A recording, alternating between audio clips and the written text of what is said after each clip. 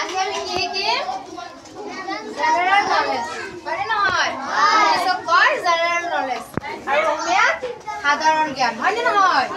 তুমি উঠা। অসমৰ ৰাজধানী ক'ত? অসমৰ জনসংখ্যা কিমান? 3.66 অসমৰ গাঁৱৰ সংখ্যা কিমান?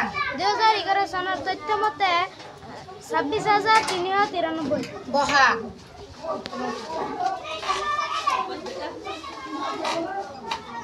অসমৰ কিমানখন জিলা পৰিষদ আছে? 21খন। অসমৰ অনুসূচীত জিলা কিমানখন? 6খন। বহা। উঠা তুমি উঠা। ইশিকা। কামাখ্যা মন্দিৰ কোনখন পাহাৰত অৱস্থিত? নীলাচল। বহা।